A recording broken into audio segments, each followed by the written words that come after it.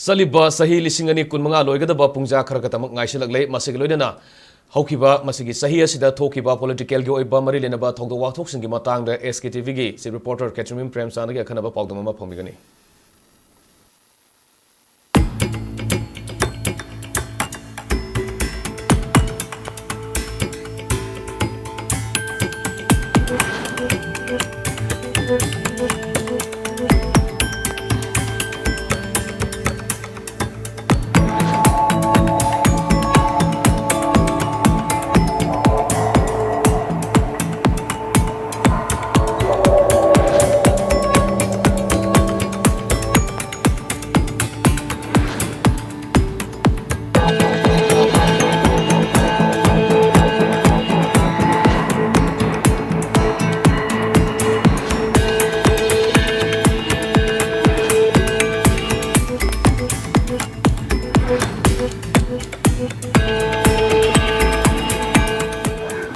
Singani kulumdegi megi ahumdegi solo kibi yang maram warakanda Manipur da tuan ba political gi oiba ahum kaya ma lake ahum singani manungda hau kiba English singani kununga hari bachahiya sida tuan ba political gi ahum singani na Manipur da tuan ba political gi oiba changes kaya ma ahum kaya ma okay Hindu na ring sa pasigi Yam Tazaba, American Time, Togi Manunga, Amuka Kopa, Mahakumba Mela, Masigi the Mak, saying Lehan Kanariba, Triveni Shangamda, Manipuri Japanese and Nukum Biramadi, Tuan Ba, Market Nakazaba, MLA Singh, Chetlakanda, Tauniki, Manipur, Tanutaba, Namagidamakta, Kurum Jeremy Habu from Singh, Yam the Kanaki, Amadi, Madu Magna, Manipur, the Garamba. Abage haragadi madugi matam kharagi matungda chief minister resign taunabagi wafam lakhe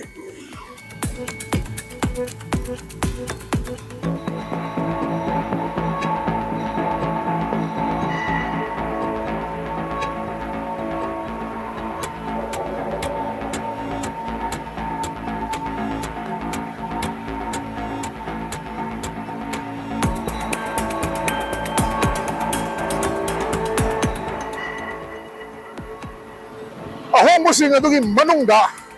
maruwari budi Manipur lengaki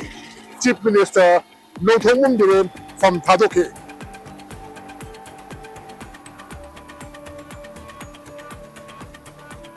chief minister na from Ta Kari matungda Manipur da president rule laki madugi matungda lengak sim ngamna bagi damakta MLA sing ngahalat na dire chatpa Manipur halakpa Delhi chatpa Manipur halakpa ki thawong sing miyam no unaki MLA sing miyam no hunun no ngangba hauke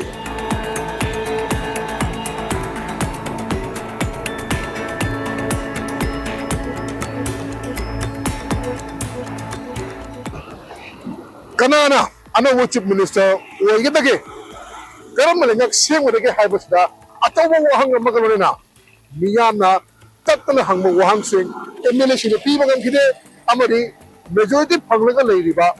lengak semba yabagi masing chapchana suraba BJP na su miyam da pahum piba ngam kide adubo ahong miyam asigi marakta Manipur da state ba government miyam da khanjaba mihusinga semba lengak ama thambiyu haibagi kolaudi lakpa hauki Manipur miyam na lakpiyu Manipur thai birang asu yengshin biyu haibada Yara kan haja wada laki berapa Prime Minister Narendra Modi Manipur laki President Suk Kalarga Manipur laki tuan ba Minister kaya masu Manipur laki BJP ki mok thongul sumu kaya masu Manipur laki adubo housing fawba sarkar semba haibri miyam na khanjaba mihut singi oiba state ki popular government ama semba haibri semba ngamdri Manipur ki MLA sing Sendagi ucing masih unana macam kiba kaya unana panggilan halak kiba madugi matungda ikan kahongdana Desember thada MLA sing amu kau kiba amadi madugi makata rakpada haujik fawba karena matamda gamen sengulagi hai bakang mengamde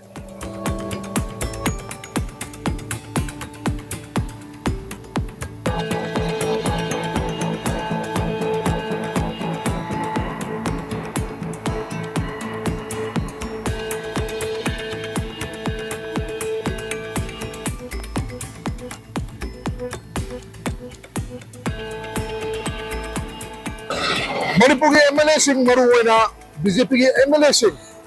Delhi चप्पल लेपके अमुक चक्कनी विदेश उन्हल तबना अमुक हलकनी मणिपुर की मियाम की pressure दा अनो बोलेगा अम assembly हो हाय बसी बकोय ने खंगले बसु करीगो मकल अमतगी उपाय लेतबको मन lucky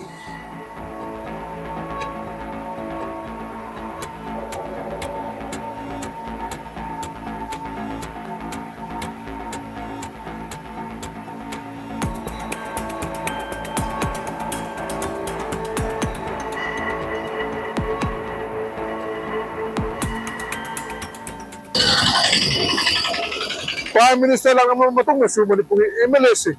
Delhi chepa lega action na hona ba lep pa laite adubu othok pra haibdi ngasi phawpa othok pa laite amaramda President Draupadi Murmu India ke President Draupadi Murmu su Manipur lakhi adubu madi matong na su Manipur da ano bolega lak pra haibdi lakhi de Manipur ke MLA sing Delhi chalak ni pham tauki अदुबो मखोये वारे खरा लवगा हलखी सरकार same ngam किदे कोना थंदा दिसंबर थादा मणिपुर दा centre की BJP की लुचुंबा BS संतोष लागम मतोंगा MLA सिंदो Poona Delhi कवखी Delhi दा मखोयबो मणिपुर दा तंगवे लेता नाबा